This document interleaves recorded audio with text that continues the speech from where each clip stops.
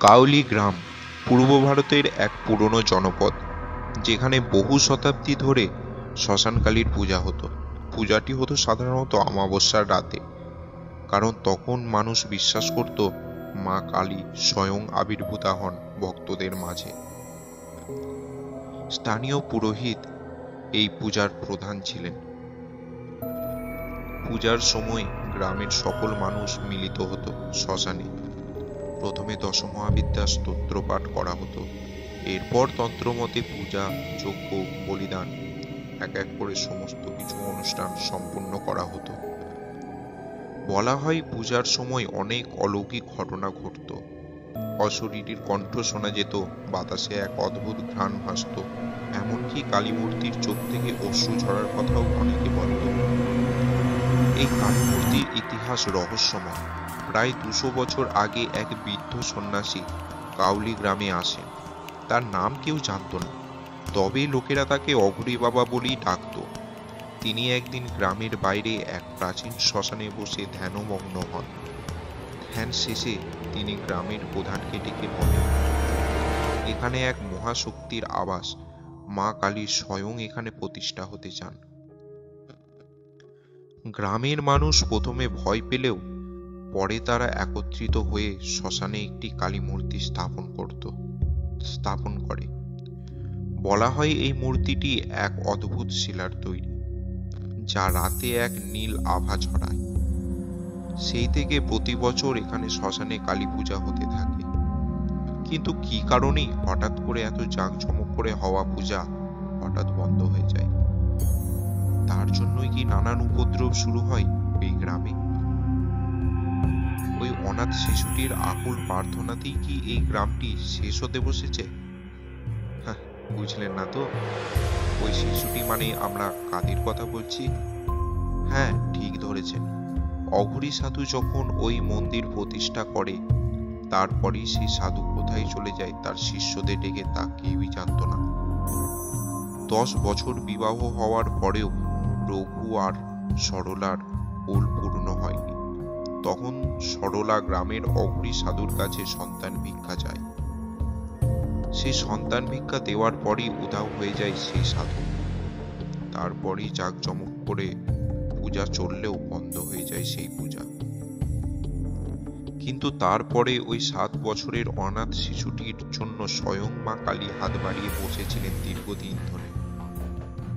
কালীনাথ কি পারবে পরিত্যক্ত পূজা প্রচলন করতে? কিভাবেই বা ওই অনাথ শিশুটির হাতে মাকে সমর্পণ করবে? আসুন আমরা মনের কৌতূহল জেনে নিই লেখক সৌরভ দাসের কলমে পরিত্যক্ত শ্মশানের কালী পূজা। গল্প পাঠে আমি সঞ্জু, গল্পের সূত্রধার আমি সঞ্জু, কালীনাথের চরিত্রে সৌভিক এবং অন্যান্য চরিত্রে পাঁচু, সুশোভন, কৌশিক, বিশ্বজিৎ, সুমি, শুভম, সূর্য, সায়ন ও প্রিয়া। আসুন আজকের গল্প শুরু করা যাক।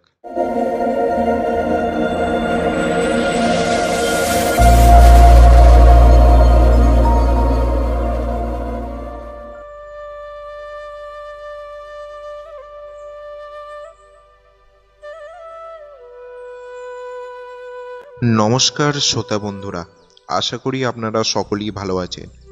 আজ আপনাদের কাছে এই সুন্দর সন্ধ্যায় গল্পের ঠেক নিয়ে এলো কালীনাথ ভৈরব তান্ত্রিকের আরও একটি রোমাঞ্চকর গল্প। আজকে আপনারা শুনবেন কাউলি গ্রামের শ্মশান কালী পূজার গল্প। গল্প শুরু করার আগে আপনাদের কাছে এক বিশেষ অনুরোধ, দয়া করে আমাদের চ্যানেলটি সাবস্ক্রাইব করে আমাদের পরিবারের সঙ্গে যুক্ত হন। একটি লাইক অবশ্যই করবেন, কারণ আপনাদের একটি লাইক আমাদেরকে ভিডিও বানানোর জন্য আরও মোটিভেট করে, এবং অবশ্যই কমেন্ট করে জানাবেন কেমন লাগলো আজকের গল্প। চলুন বেশি কথা না বাড়িয়ে আজকের গল্প শুরু করা যাক। আজ রবিবার। গোটা সপ্তাহটাই কর্মের মাধ্যমে ব্যস্ত থাকার জন্য বাড়ির কিছু টুকিটাকি কাজ আমার অপেক্ষায় ছিল।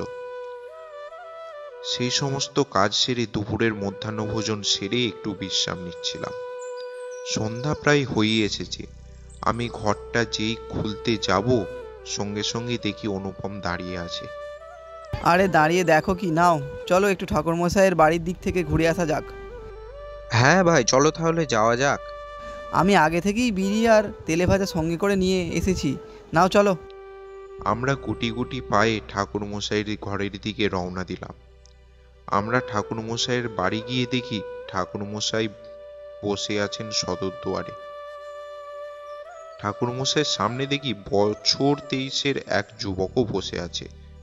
তার ঘাড় পর্যন্ত চুল, কালো পোশাক, অনেকটা অঘরীতান্ত্রিকের মতো লাগছিল।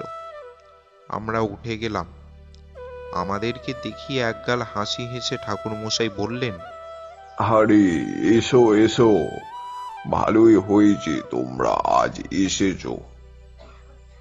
ওইরে বাপ রাকেশ, দেখ, এরা দুটি আমার সব থেকে কাছের বন্ধু, অনুপম আর সৌভিক। জানিস তো আমি সাধন জীবনে কি কি করেছি, সেই সমস্ত ঘটনা ওরা প্রতি রবিবার হলেই আমার কাছে শুনতে আসে। আর এই যে সৌভিক, অনুপম, দেখো, এটা আমার এক শিষ্য। আমি তেলে ভাজার ঠোঙাটা ঠাকুরমশাইয়ের দিকে এগিয়ে দিলাম। ঠাকুরমশাই বললেন, তোমরা বসো বসো, আমি ভিতর থেকে আসছি। এই বলে ঠাকুরমশাই বাড়ির ভিতরে প্রবেশ করলেন। আমি ও অনুপম দুজনেই রাকেশের সাথে আলাপ পরিচয় করে নানান কথাবার্তা শুরু করেছি। ঠিক সেই সময় ঠাকুরমশাই উপস্থিত হলেন আমাদের কাছে। এসেই বললেন, বাবা রাকেশ, আমি ভিতর থেকে জলের পাত্রটা আনতে ভুলে গেছি, যা তো নিয়ে আই তো গিয়ে। ঠাকুরমশাই, আপনার যে শিষ্য আছে কই? আগে জানতাম না তো। আজ সেই ঘটনাই তোমাদেরকে জানাবো, আগে তেলে ভাজা মুড়িটা তো খাও। কিছুক্ষণ পর জলের পাত্র নিয়ে এলো ঠাকুরমশাইয়ের শিষ্য রাকেশ। এরপর আমরা তেলে ভাজার মুড়ি খাওয়া শেষ করে ঠাকুরমশাইকে বিড়ির প্যাকেটটা দিলাম। ঠাকুরমশাই একটি বিড়ি বার করে দেশলাইয়ের ফস শব্দে বিড়ির ডগায় আগুন দিয়ে একটা শুকটান দিয়ে বললেন, তোমরা তো জানোই আমি খুবই অল্প বয়সে সাধনার জন্য গৃহত্যাগ করেছিলাম।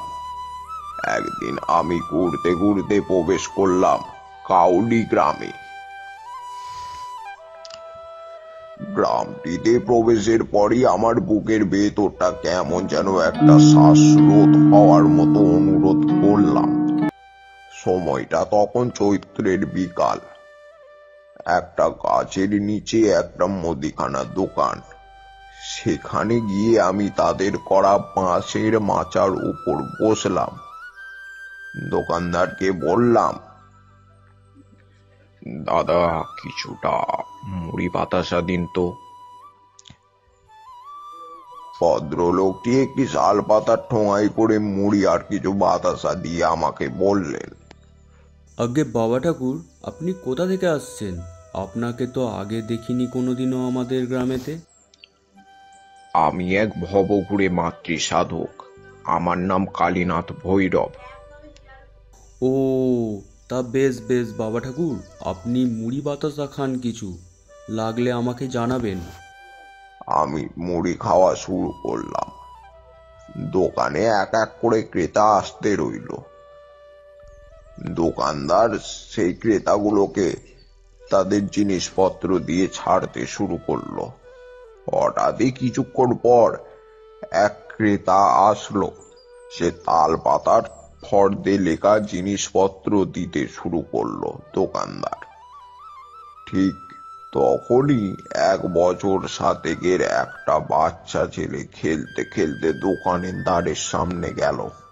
ঠিক তখনই সে খরিদ্দারটি বলে, এই এই, যা এখান থেকে, দূর হ অপয়া ছেলে, তোর মুখ দেখাও তো পাপ, যা এখান থেকে, যা আগে। সেই শিশুটি অবুঝ মনে হাসতে হাসতে অন্যদিকে চলে যাচ্ছিল। আমি তাকে আমার কাছে ডাকলাম, এই যে খোকা, একটু এদিকে এসো। সেই ছেলেটি হাসতে হাসতে আমার কাছে এলো। আমি বললাম, তুমি ওখানে কিসের জন্য গিয়েছিলে, আর কেন ওই লোকটি তোমাকে ওই রকম করে বলছিল? আমি তো ওখানে ওই দোকানি জেঠুর কাছে খাবার আনতে গেলুম। আজ দুপুরে আমি খেলতে খেলতে ওই বনের ভেতরে ঘুমিয়ে পড়েছিলুম। আর না, আমার দুপুরে কিছুই খাওয়া হয়নি।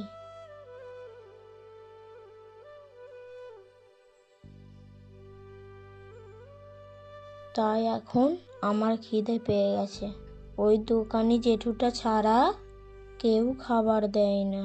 আমি জেঠুর কাছে সেই জন্য খাবার আনতে গেছিলাম। তাহলে ওই ব্যক্তিটি তোমাকে ওরম করে বলছিল কেন? শুধু ওই কাকুটি নয়, আমাদের এই গ্রামে সবাই আমাকে কিরকম করে। আমাকে দেখলে সবাই মুখ ঘুরিয়ে চলে যায়, আর আমাকে সবাই বলে কুলক্ষণা। আমার বাবা মা কেউ নেই তো, তাই নাকি আমি অপয়া। আমার মুখ দেখলে সবার নাকি দিন খারাপ যায়, তাই সবাই আমাকে বকে, শুধু ওই দোকানি জেঠু ছাড়া।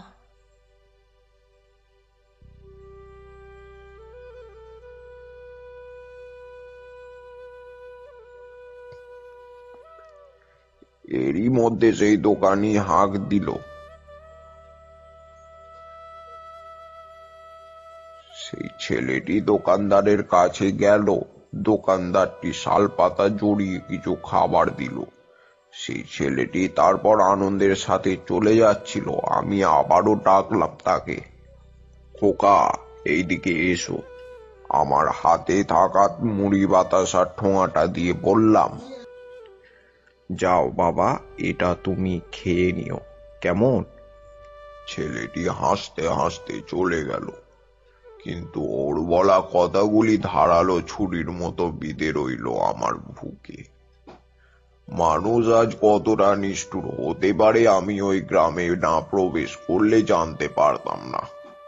কিছুক্ষণ পর আমি সেই দোকানদারটাকে ডেকে জিজ্ঞাসা করলাম, দাদা, এই গ্রামটা এত থমথমে লাগছে কেন? কি বলি ঠাকুরমশাই, আমাদের গ্রামে যেন মোড়ক লেগেছে। খুব দরকার না হলে কেউ বাইরেই বেরোয় না। হঠাৎ হঠাৎ মানুষ মারা যাচ্ছে। আমাদের এখানে বৃষ্টির কারণে খরা পড়ে ক্ষেতের শস্য নষ্ট হচ্ছে। গ্রামের মানুষ সকলেই এক হয়ে কত রোজা বাউন তান্ত্রিকদের দিয়ে হোমযজ্ঞ করালো, কিছুই ফলাফল হলো না।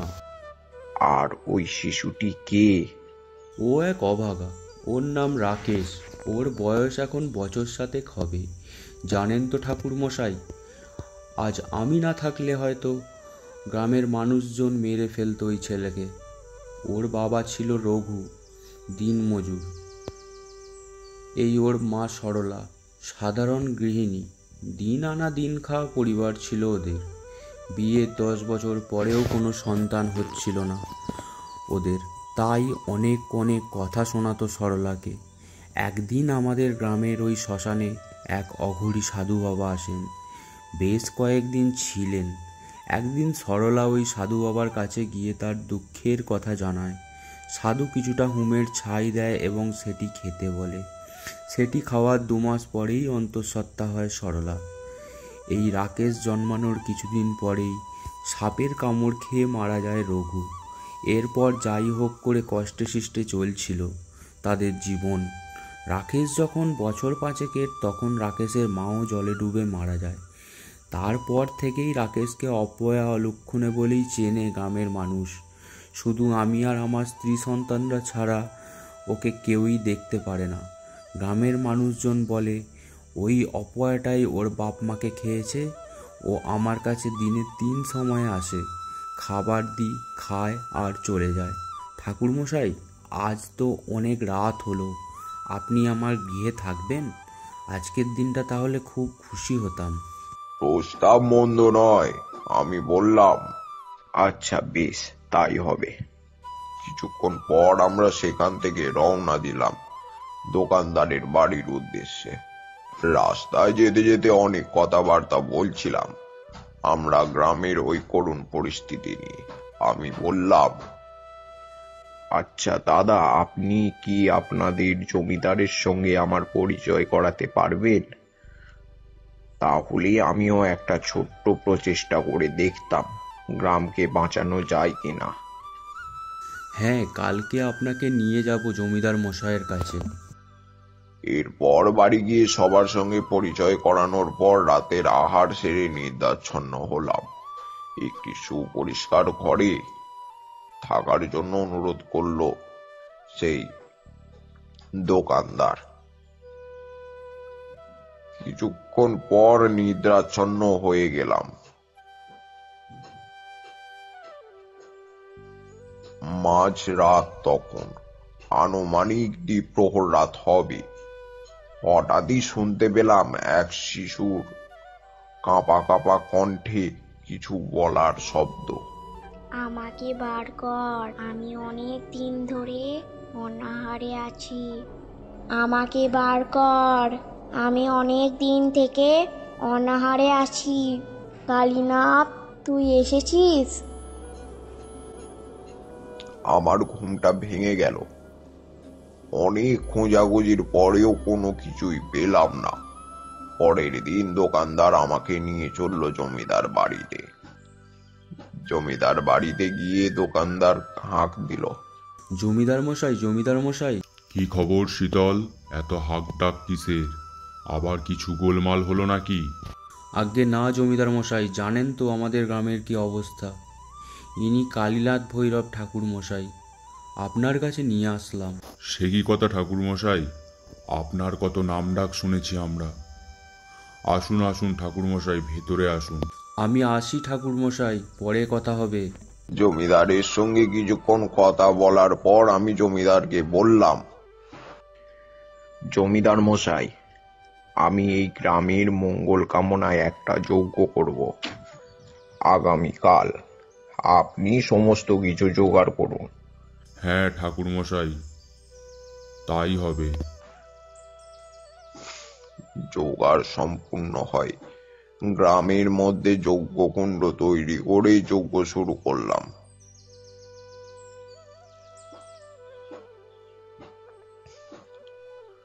যজ্ঞ শেষ হলো, কিন্তু কোনো ফলাফল হলো না। ঠিক যেমনই বিপদ হয়ে চলছিল তেমনই হচ্ছে। আমি একদিন ওই দোকানে গিয়ে দোকানদারকে বললাম, দাদা, কিছু কি জানেন আপনি আপনাদের এখানে কোথাও কোনো পূজা বন্ধ হয়েছিল নাকি? হ্যাঁ ঠাকুর মশাই, জানি জানি। বলি তাহলে সেই ঘটনা শুনুন। আমাদের এই গ্রামের খুব পুরনো এক কালী পুজো হতো। এক অঘরী সাধু আমাদের এই শ্মশান কালীর পূজা শুরু করেছিলেন। এরপর থেকে একইভাবে চৈত্র মাসের কৃষ্ণপক্ষের চতুর্থীর দিন পূজা হতো। প্রতি বছর মন্দিরে ধুমধাম করে কালী পূজা হতো। দূর দূরান্ত থেকে মানুষ আসতো সেই পূজা দেখতে। কিন্তু একদিন হঠাৎ করেই সব বদলে যায়। পূজার আগের গভীর রাতে শ্মশান থেকে ভেসে আসে অদ্ভুত আওয়াজ। কখনো বাঘের গর্জন, কখনো অশরীরীর কণ্ঠস্বর। গ্রামের লোকজন ভয় পেয়ে যায়। এক সময় পূজার রাতে ঘটে এক ভয়ঙ্কর ঘটনা। প্রধান পুরোহিতের ছেলে আচমকাই নিখোঁজ হয়ে যায়। আর পরদিন সকালে রক্তমাখা জামা কাপড় পাওয়া যায় শ্মশানের এক কোণে। এ ঘটনার পর থেকেই কালী পূজা বন্ধ হয়ে যায়। কেউ আর সাহস করে না মূর্তির কাছে যেতে। ধীরে ধীরে গ্রামে দুর্ভাগ্যের ছায়া নেমে আসে। শস্য ফলতে চায় না, গবাদি পশুরা হঠাৎ মারা যেতে থাকে, আর একের পর এক মানুষ নিখোঁজ হতে থাকে। কালী মন্দির আর শ্মশান নিয়ে গুজব ছড়িয়ে পড়ে যে সেখানে ভয়ঙ্কর শক্তি বাসা বেঁধেছে। এই সমস্ত কথা শুনে আমি জমিদার বাড়িতে ফিরে গেলাম। রাতে স্বল্প আহার সেরে বেরিয়ে চললাম ফাঁকা মাঠে। গিয়ে স্মরণ করতে থাকলাম আমার ইষ্টমা উগ্র কালীকে। হঠাৎ বাতাসে এক আমূল পরিবর্তন লক্ষ্য করলাম। চারিদিক থেকে ভেসে এলো কস্তুরী রজনীর সুবাস, নুপুরের ছমছম শব্দ।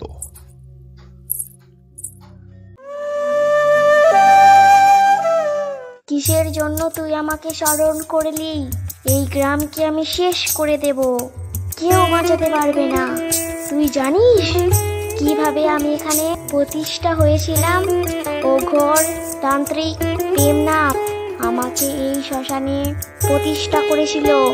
সে যখন এই গ্রামে ছিল এক সন্তানহীন, মা কাছে এসে কেঁদেছিল, তার নিজের জীবন শেষ করে সরলার গর্ভে গিয়ে তার কোল ভরিয়েছিল।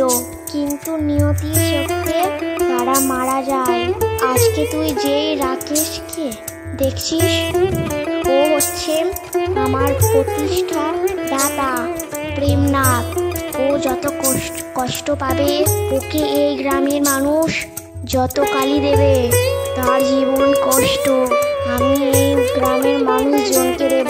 তুই জানিস আজ কত বছর ধরে আমি ওই শ্মশানে অযত্নে অবহেলায় করে আছি? তুই যদি গ্রামকে বাঁচাতে চাস, তাহলে নতুন করে আমার পূজা কর, আর রাকেশকে আমার মন্দিরে আসনটা তুই নিজে হাতে তুলে দে। তারপর আমি সমস্ত কিছু দেখে নেব। তুই যা এখান থেকে।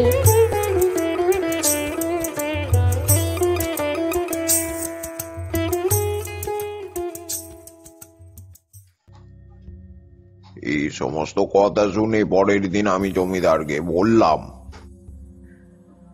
জমিদার মশাই, গ্রামকে বাঁচানোর এটাই শেষ উপায়। পরিত্যক্ত শ্মশানে বন্ধ হওয়া কালী পূজার প্রচলন আপনি গ্রামবাসীদেরকে নিয়ে এক আলোচনা করুন। পরশুদিন চৈত্রর কৃষ্ণপক্ষের চতুর্থী, সেই দিন মায়ের পূজা হবে। আর হ্যাঁ, এই গ্রামের সমস্ত সমস্যার সমাধানের জন্য মায়ের পূজার জন্য একজনকে দায়িত্ব দিয়ে যাব। শুধু তাই নয়, আমি তাকে তন্ত্রমতে দীক্ষা এবং শিক্ষা দিয়ে যাব। সে যা বলবে তাই হবে। সেই হবে এই গ্রামের রক্ষক, এবং তার কিছু দায়িত্ব আপনাকে বহন করতে হবে। পূজার প্রস্তুতি শুরু করুন। হ্যাঁ ঠাকুরমশাই, তাই হবে। অবশেষে পূজার দিন উপস্থিত হলো। পূজা শুরু হলো। গোটা গ্রাম অপেক্ষায় আছে, কে হবে সেই পূজারী। আমি বলিদান সম্পূর্ণ করে ভরা লোকের মাঝে হাঁক দিলাম, রাকেশ, রাকেশ, মন্দিরে এসো। গোটা গ্রামের মানুষের মধ্যে কান দিয়ে হেঁটে আসছে রাকেশ। রাকেশ তখন সেই নগরা বস্ত্রে নেই। রাকেশের পরনে ছিল কালো ধুতি, কালো উড়ুনি, চোখগুলোই আগুনের মতো জ্বলছে। তার শরীর থেকে উঠে চলেছে এক আলাদা গন্ধ। এরপর আমি তাকে মন্দিরে প্রবেশ করালাম। গোটা গ্রামের মানুষ তখন আমাদের দিকে অধীর আগ্রহে তাকিয়ে আছে। আমি নতুন করে দীক্ষা দিলাম রাকেশকে, তন্ত্রমতে পূর্ণাভিষেক করলাম। তার পূর্বজন্মের সমস্ত সাধন শক্তিও ফিরিয়ে দিলাম। ঠিক তখনই মায়ের মূর্তি থেকে বেরিয়ে এলো এক লাল আলোর ঝটা। তার মধ্যে দিয়ে প্রকট হলেন মা এবং বললেন,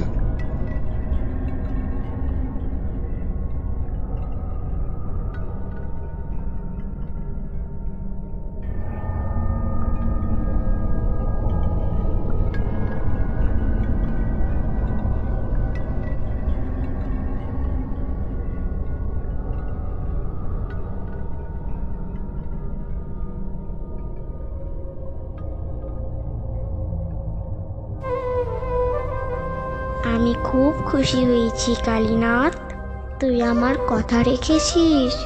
তুই আমাকে আমার সমস্ত কিছু ফিরিয়ে দিলি। আমি এই গ্রামকে আজ থেকে মুক্তি দিলাম। যা কালীনাথ, তুই তোর লক্ষ্যে যা।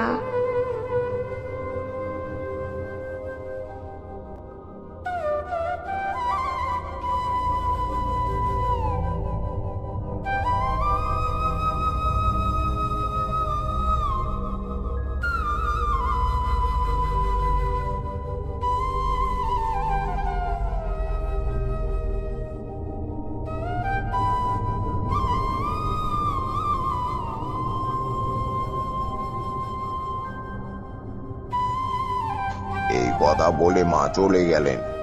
সকাল হয়ে এলো। গ্রামের মানুষের দিকে তাকিয়ে দেখি সবাই অচেতন্য হয়ে পড়ে আছে মাটিতে। সবার চৈতন্য ফিরার পর আমি সকলের সামনে ওই আসনটি রাকেশের হাতে তুলে দিলাম, আর জমিদারকে দিলাম রাকেশের দায়িত্ব, কারণ রাকেশ এখনো শিশু। এরপর আমি ফিরে এলাম আমার গৃহে।